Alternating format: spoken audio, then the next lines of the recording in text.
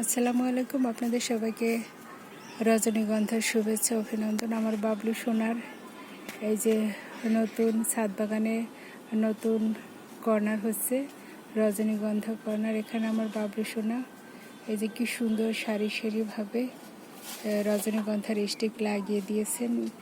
এটা মূলত আমার বাবলু 3-4 বছর আগে লোকাল মার্কেট থেকে রজনীগন্ধার স্টিক কিনেছিল 30 টাকার। সেটা দিয়ে আমার বাবলু সোনা লাগিয়ে রেখেছিল, কিন্তু কোনো ফুলের দেখা নেই, কোনো গন্ধ নেই, স্বাদ নেই। এখন আমি বাবলু সোনা বলি টগর নাকি। পরে হঠাৎ করে একদিন দেখা গেল যে রজনীগন্ধার স্টিক বের হয়েছে। কী যে খুশি হয়েছি আমরা দুজনে, আম্মু মহা খুশি হয়েছে। পরম যত্নে শুরু হলো গাছের পরিচর্যা। আমার বাবলু সোনার সময়টাই আসলে যায় গাছপালার পিছনে। সে গাছ ভীষণ পছন্দ করে এবং গাছ পাগলাও বলা যায়। আমার বাবলু সোনাকে যদি কেউ একটা গাছ গিফট করে সে অনেক খুশি হয়, কিন্তু এ যাবৎ আম্মু ছাড়া তাকে কেউ গাছ কিনে দেয়নি। আম্মু বৃক্ষ মেলা আসলে আম্মু অনেকটাই শরীর খারাপ থাকলেও আম্মু কখনো না করে না। যখন যে গাছ চেয়েছে তখন সেইটা দিয়েছে। যখন যে পট কিনতে যেতে চেয়েছে আম্মু হাসি মুখে তাকে যেতে দিয়েছে। এই যে দেখুন, এই যে আমার বাবলু সোনার সামনে এত সুন্দর করে আমার বাবলু সোনা সাজিয়েছে, একদম নর্মাল পট। এই যে পানির বোতল, সয়াবিন তেলের বোতল, এতে আমার বাবলু সোনা লাগিয়ে কত সুন্দর শোভাবর্ধন করেছে। আমার বাবলু সোনা এত সুন্দর করে পরিপাটি করে সাজিয়ে রাখে, আমার ভীষণ ভালো লাগে। কিন্তু আমি আছি একটা একদম অগোছালোভাবে থাকি। আমার বাবলু সোনা যেটা পছন্দ করে না সেটাই আমি করি। কিন্তু এই রজনীগন্ধার স্টিকগুলোতে এত স্মেল, এত পারফিউম, ভীষণ ভালো লাগে। অনেকগুলো স্টিক এসেছে আলহামদুলিল্লাহ, আরও আসা শুরু করেছে। এই যে ভীষণ ভালো লাগে। আমার বাবলু সোনা এগুলো আবার রিপোর্ট করে দিয়েছে। ছোট ছোট বোতলে ছিল, পানি খাওয়ার বোতলে, সেটা থেকে রিপোর্ট করে দিয়েছে এবং প্রত্যেকটা গাছ বেঁচে গেছে। এই যে কত সুন্দর তরতাজা হয়ে উঠছে।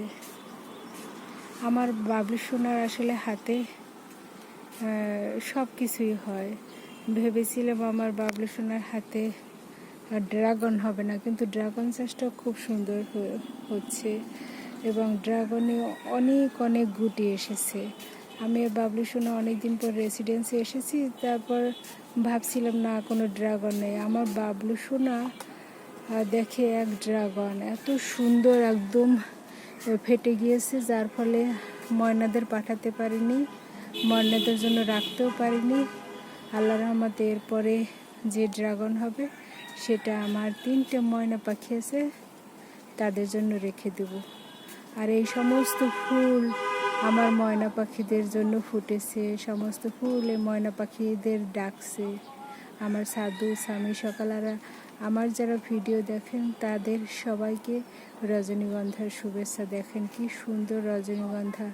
বাজারে যখন যাই ফুলের দোকানে কেমন জানি গন্ধটা আমার ভালো লাগে না, কিন্তু আমার বাবলু সোনার ছাদ বাগানে প্রত্যেকটা ফুলের গন্ধ, শাক সবজি যাই হয় আমার কাছে ভীষণ ভালো লাগে। শুধু আমি না, আশেপাশের ভাবিরাও আমার বাবলু সোনার অনেক ভক্ত হয়ে গেছে।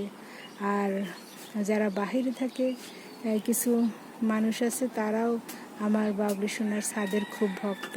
ফোন দিয়ে জিজ্ঞেস করে ছাদের গাছের কথা শুরুতেই।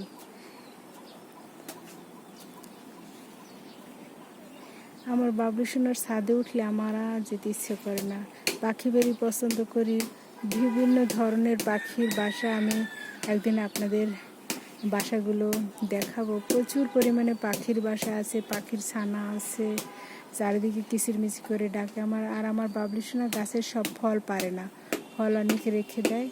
যখন পাখিরে ফল খায়, লাফালাফি করে, তখন ভীষণ ভীষণ ভালো লাগে। এই যে আমার বাবলু সোনার গাছ রিপোর্ট করা শুরু হচ্ছে, অনেক শব্দ হচ্ছে। ড্রামে লাগিয়েছিল, সেগুলো আবার অন্য গাছ লাগাবে। আমার আসলে যেতে হবে। আমার বাবলু সোনা আসলে সারাক্ষণ কাজ করতেই থাকে। এই যে দেখুন কত সুন্দর করে অল্প খরচে হাতের কাছে যা আছে তা দিয়ে আমার বাবলু সোনার ছাদটাকে কত সুন্দর করে সাজিয়ে গুছিয়ে রেখেছে।